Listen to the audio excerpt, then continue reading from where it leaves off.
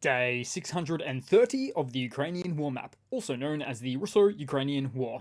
Juzzy here, and today is a quick update as I take a simplified and down-to-earth approach to some of the most important happenings on the ground in Ukraine. So starting off, we'll take a look at those Russian losses, as currently Russia sits on more than 314,000 military personnel losses. Then as for hardware losses, so 15 tanks, 18 APVs, and a mind-bendingly whopping 58 artillery. 58 artillery!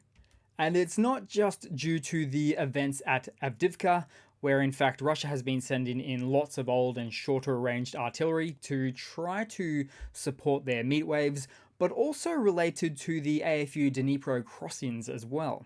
So Ukraine has been having an absolute field day of it, which is actually an expression that originates from the military. Then we'll head across to the map and we'll start out in Russia, well, to the Kaliningrad exclave of Russia, which borders Poland and Lithuania, where there's been increasing reports now of Russia moving its air defense systems out of the region. In fact, there's been large Russian cargo flights operating at up to 6 times the average daily rates in some instances.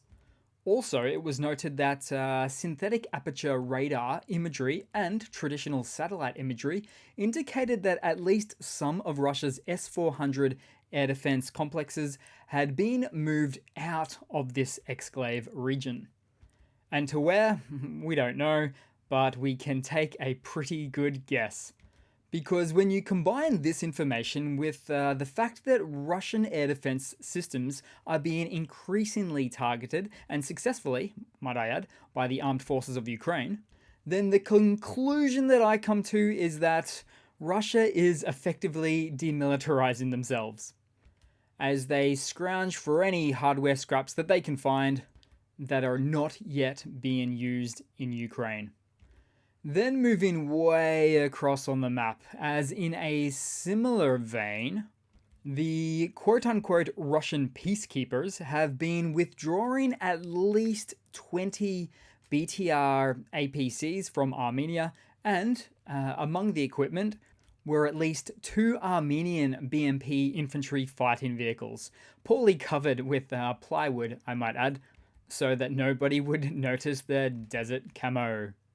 So once again, Russia is scraping together whatever it can to continue its war efforts in Ukraine, all the meanwhile increasingly leaving itself elsewhere overly exposed militarily speaking. Then not far away on the map, as it was reported overnight that a military unit caught fire. So perhaps a base or barracks of some description, little more is known at this stage. Oh, and this happened at Krasnodar, roughly 100 kilometers or about 60 miles from the Kerch Bridge, for instance, leading into Crimea. Then we'll head across into the Ukrainian map today, as Russian telegrammer Romanov shared some screenshots of a conversation about partisan activities in the Luhansk Oblast at the Crimea district. Now, according to the post, everything that Russians are touching, I shouldn't laugh, but everything they're touching is being poisoned. So food, alcohol, vapes, you name it. And it just happens to remind me of that Russian narrative that used to go around saying how Eastern Ukrainians all want to be part of Russia. A pile of garbage. And just as a quick editorial note insert there, I was referring specifically to that Russian narrative being a pile of garbage, not referring to Russia. Let's just move on in the map. So we'll move across to the major location of activities, where just in the past 2 weeks alone, Russia lost over 4,000 of its soldiers and more than 500 pieces of equipment just in the east, much of which happened right here in Avdiivka, where once again Russian forces committed new brigades and attempted to storm the northern outskirts at Stepova twice in the past 48 hours. Both attempts failed. Then they also performed another run just north of Vodiana in another attempt to come closer to Saiverna, but this attack was also repelled. In fact, repelled so badly so that over 20 destroyed Russian armoured vehicles can be seen here, many of which were the low-armoured BMP infantry fighting vehicles. Where's the world-class tanks, Putin? Then, to top that off, another Russian Su-25 jet was downed in this vicinity just earlier today, which equates to either the 8th or the 9th aircraft loss in this region by the Russian forces in the last 30 days or so since they attempted this new Avdiivka rush attempt. Then we'll head far, far to the west of the map because, now stated as official, the armed forces of Ukraine have entered the southern bank of the Dnipro River in the Kherson region, but we already knew this for many weeks anyway. And specifically on the map at Krinky. So initial reports suggest that Russia has set up new defensive lines near the M14 highway, which seems to suggest that they seem to accept that they can no longer drive the AFU out of Krinky and will try to hold back Ukrainian forces from there instead. In fact, as far as Krinky is concerned, it's now strongly considered to be almost entirely devoid of Russian personnel, with the exception being a few hide-in leftovers that have been getting harassed by AFU drones from above. Oh, and probably good to mention at this point, Ukraine has also been wasting no time making troop transfers by way of using the weather to their advantage to make the river crossing under cover of fog. So these are truly some pretty significant developments, which Ukraine will certainly look to replicate all across the Dnipro again. Then just briefly headed south into the Black Sea, in fact, as it's been announced that the 100th grain ship has departed the Black Sea corridor, carrying produce from Ukraine to the world, which in many ways actually means that we're dealing with the functional defeat of the Russian Navy in the Western Black Sea, as Russia has decided to largely avoid taking aim at grain ships that hold a foreign flag, which is really most of them, as it's really just too much of a diplomatic dispute to get into.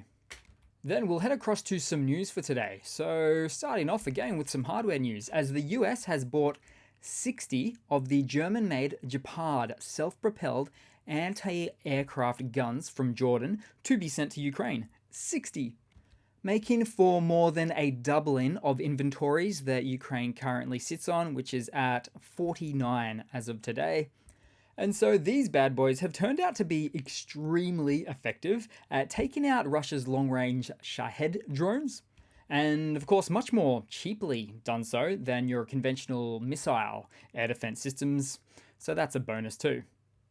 Then in some other hardware news, Germany continues to ramp up its military aid to Ukraine as it recently delivered a comprehensive package which included 10 Leopard 1s and various other equipment like Warthog armored ambulances and vector reconnaissance drones. Now that was 2 days ago, because just yesterday, German arms manufacturer Rheinmetall announced that it will supply an extra 25 Leopard 1A5 tanks, all financed by the German government.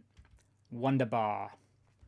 Then in some other news, a prominent German journalist goes by the name of Hubert Seipel has been exposed for receiving around 600,000 euros in secret payments from companies linked to a Russian oligarch close to President Putin.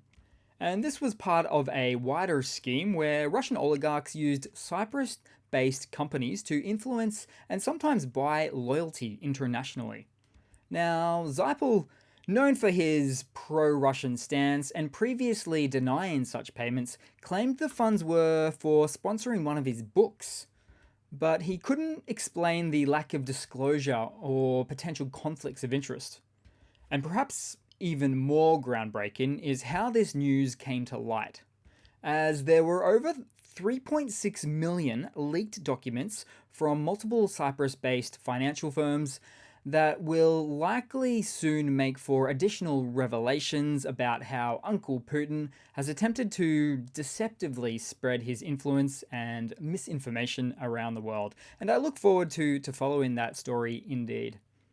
Then moving across to another Russian military mobilization blunder. So in this video today, we have a wounded, one-eyed Russian soldier from the Wagner PMC who is appealing to Commander-in-Chief Putin, firstly expressing how he defended Putin's homeland. He says he even voted for Putin, and he goes on to state how he's not receiving any financial aid or pension that he expected. Then he goes on to plead to Putin to be granted what he earned from his blood and sweat, as he puts it. And we've seen many Putin appeals at this stage, though, to be honest, I'm pretty sure this particular appeal will go down to the very, very bottom of Putin's email inbox, in the ignored appeal folder. But hey, there's always hope that Putin will end up pissing enough people off for a Mutiny 2.0 event, if you will, like the events from back in late June this year. Well, one can hope. Then as for a quick funny to round it all off for today, guys, so Russia placed a Pantsir air defense system right in the public area not far from Putin's villa, also known as his summer house near Sochi in southern Russia.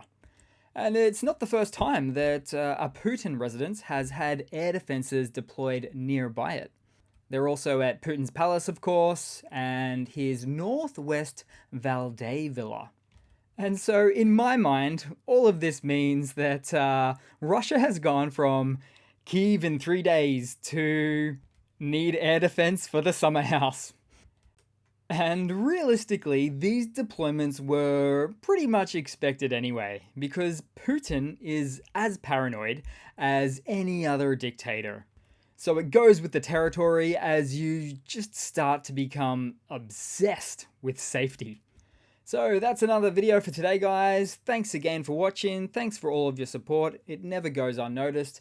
Please continue to like and comment as well. And I do hope to see all of you guys there in the next one. Cheers.